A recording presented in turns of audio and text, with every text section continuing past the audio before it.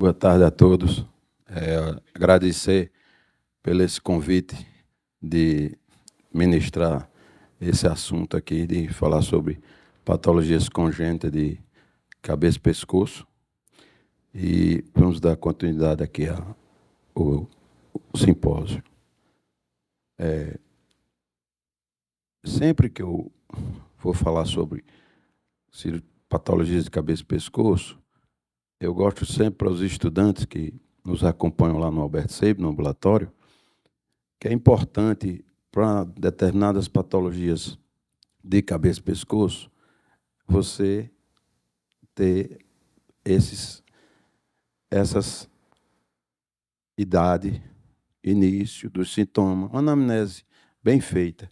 É importante, porque muitas das patologias você já vai conseguir, às vezes, suspeitar de um diagnóstico. Então, na sua grande maioria, por exemplo, idade, sua grande maioria de cisto tireoglosso ocorre na idade pré-escolar, dos 3 aos 5 anos, mais comum, mas pode ocorrer na vida adulta também, até a vida adulta. Por que é importante o diagnóstico e também o tratamento? Porque o cisto tireoglosso, ele pode infectar, entendeu? E ele pode causar infecção e pode chegar até a romper a pele, se transformando numa fístula do ducto tireoglosso. Bom, o importante é a idade, que é a idade pré-escolar, o início dos sintomas, quando foi que surgiu, a localização, importantíssimo, que é uma patologia de linha média cervical, a consistência, se é endurecida, se é amolecida, se é móvel, se é pouco móvel, né? O tamanho, lateralidade, tempo de evolução e se tem algum comprometimento sistêmico. Aí a gente faz essa divisão das inflamatórias, traumáticas, neoplásicas e a patologia congênita, que é o cisto tireoglosso. Então, dada a sua relevância, por que a relevância do cisto tireoglosso? Que é a patologia congênita cervical mais comum em crianças. Então, 7% da população mundial é acometida de cisto tireoglosso. Daí a sua relevância. E 1% desses cistos tireoglosso, eles podem evoluir até por carcinoma papilífero, que é o mais associado ao cisto tireoglosso. Agora, para a gente falar um pouco mais de cisto tireoglosso, a gente tem que voltar um pouco na embriologia. Então, a embriologia é uma patologia congênita, é uma tumoração cística na linha média do pescoço, entendeu? Porque está intimamente ligado à formação e migração da tireoide, a falha do fechamento do ducto na vida gestacional. Então, começa a formar a tireoide, que é a primeira glândula a se formar no embrião, é a tireoide. Então, ela é da 4ª à 7ª semana, os eventos ocorrem simultâneo, que é a formação da tireoide, que é um divertículo que surge na faringe primitiva, daqui a pouco eu vou passar para vocês verem, e aí ela vai migrar para a posição habitual na região cervical anterior. Então, essa falha do fechamento é que vai dar origem ao ducto do cisto tireoglosso. É uma patologia benigna, mas é uma patologia extremamente frequente. Ela está susceptível à infecção, abscesso e fístula quando chega a romper a pele. Aqui só uma amostra, um corte para ter um pouco de identificação. Aqui o cisto, aqui na visão frontal, o cocioide, e aqui, uma vista lateral, aqui a formação. O cisto ele pode ser da base da língua até a fúrcula external. Geralmente, o mais comum, assim, quase 80% desses cistos, ele está localizado na região do ocioide. Ou ele pode ser supraioideu ou infraioideu, mas pode haver uma fístula mais longa e o cisto está aqui na fúrcula external. Bom, aquilo que eu falei da embriologia, a formação da tireoide na 4ª à 7ª semana de vida embrionária, a proliferação e a formação do forame cego, que é na base da língua, através que migra a tireoide para a sua posição habitual. Aqui é a forma faringe primitiva, aqui vai se formar o divertículo, que vai gerar o forame cego e a tireoide, divertículo, que é na faringe primitiva, e ele vai migrar até a 8ª semana, para a tireoide já estar na posição habitual. Já não chega a ser na 10ª semana, no máximo até a 14ª semana. Já a tireoide já está no local, mas em alguns pacientes, não se sabe a causa, persiste esse ducto, ele não evolui. Bom, como eu falei anteriormente, 7% da população agonista, daí a sua relevância, 70% das massas cervicais é o cisto tireoglosso, entendeu? Ele é o período mais frequente no pré-escolar, mas em adolescentes também pode ocorrer, em pessoas adultas também. Com relação ao sexo, pode ser tanto sexo masculino como feminino, em ambos os sexos, não tem predileção por nenhum dos sexos. Os sintomas, que são os sintomas? Chegou no diagnóstico, é um paciente com a tumoração em região cervical, ele pode ser na linha média, geralmente é o nível do ocioide, e a criança, dependendo do tamanho, a criança pode ter dificuldade para deglutir, um desconforto, ou pode ter também uma dificuldade para respirar, entendeu? Pode haver algum comprometimento da via aérea. E ele também pode chegar a estar com um processo infeccioso, geralmente causado por estafilococo hemófilo, ou estafilococo aureus, ou epidermite. Pode haver uma infecção e chegar a romper. E é preconizado que, nesses casos, não se opera o cisto tireoglosso na vigência de infecção. Por quê? Porque o índice de recidiva da cirurgia pode aumentar.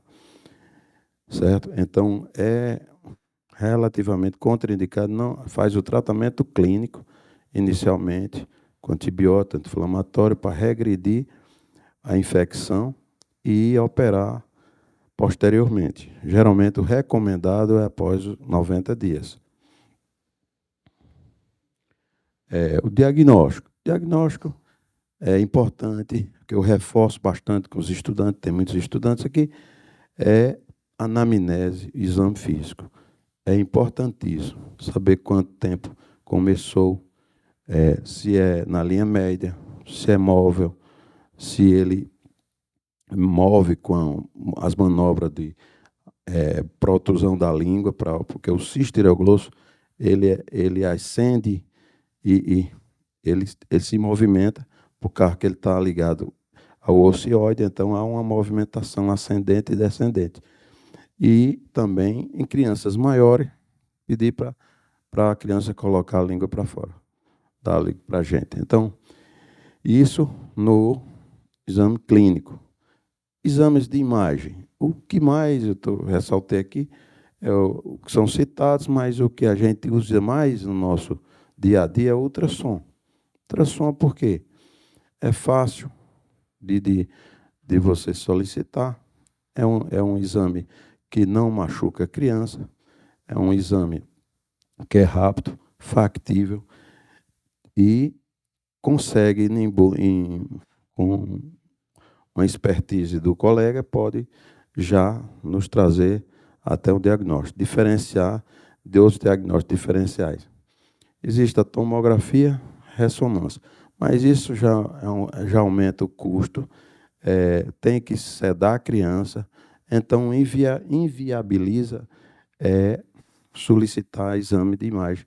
Como dizer, alguns casos pontuais possa até ser utilizado, mas o exame de imagem que mais utilizado é o ultrassom cervical. Não esquecer de pedir ultrassom cervical e da tireoide. Sempre solicitar os dois ultrassons, cervical e da tireoide. Por quê? Porque corre-se o risco de ser uma tireoide ectópica. Então, a gente tem que saber que existe a tireoide normal e você não pode achar que é um cisto tireoglosso e remover aquele tecido e a criança vai ter que tomar medicação toda a sua vida. Então, ter bastante cuidado sempre que suspeitar de um cisto tireoglosso, solicita ultrassom cervical e da tireoide. Aqui é a imagem dali do cisto, aqui é a imagem do cisto, aqui é outra imagem também mostrando o tamanho do cisto no ultrassom. Aqui é uma ressonância, aqui mostrando o cisto, aqui também sem contraste, certo? Da base da língua até mais ou menos o ióide. Bom, diagnóstico diferencial. Basicamente, com a anamnese, o exame físico e o exame complementar, o ultrassom, praticamente pode-se dar um diagnóstico mais de 90%. Mas quais as patologias que venham a cursar com diagnóstico diferencial do cisto tireoglosso?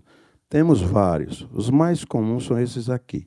É o cisto dermoide, é o linfadenomegalia cervical, é o cisto branquial, as linfadenopatias, tem os lipomas em crianças maiores, tem até, eu estava revendo, até a doença da arranhadura do gato tem que estar citado. Mas tem vários diagnósticos diferenciais. Mas cisto na linha média, ao nível do ocioide, até 99% de chance de ser o cisto tireoglosso. Bom, como eu falei, o tratamento clínico é aquele que você, na vigência de infecção, uso de antibiótico, anti-inflamatório, como a gente chama, esfriar o processo infeccioso. Tratar a infecção primeiramente. E, após 90 dias, programa-se a cirurgia. Realizar a cirurgia. Tratamento cirúrgico. A cirurgia. Tem citado outras técnicas, que não adianta estar. A mais utilizada é o Walter Wallace Strank, certo? Que foi idealizou em 1920 a ressecção, que consiste em quê? Ressecção do cisto mais a porção central do ocioide, indo até a base da língua. Tem uma baixa taxa de recidiva. Procedimento: a incisão da linha média, remoção do cisto da parte central do ióide. Mostrando um pouco da cirurgia, a secção do ióide, aqui o cisto, aqui está a parte central do ióide, e ele desce um pouco mais até a base da língua. Aqui mais uma imagem da cirurgia, desse Strank. Está aqui o cisto, entendeu? Aqui a base e aqui o término da cirurgia, um dreno. Pós-operatório, assim, você operou e tem os cuidados pós-operatórios. Você tem que... claro que em criança é muito difícil ter um repouso absoluto, não, mas as crianças maiores, dizer para as mães, para ter um cuidado, para não ter esforço físico, para não ter problema de sangramento, as complicações comuns de qualquer cirurgia, sangramento e, às vezes, outras complicações, pode criar hematoma, infecção. Alimentação leve para as crianças maiores. As crianças menores não sentem muito esse problema, mas uma alimentação mais leve, mais diluída, mais triturada, porque facilita a digestão e quando ele vai deglutir, obviamente, aquela área foi manipulada. Então, ele pode sentir um desconforto, né? E o repouso é mais em crianças maiores para prevenir questão de sangramento, né? Esses cuidados que deva ter. Mas em crianças pequenas é impossível as mães fazerem isso. As complicações, como qualquer cirurgia, é sangramento, hematoma, infecção, abscesso.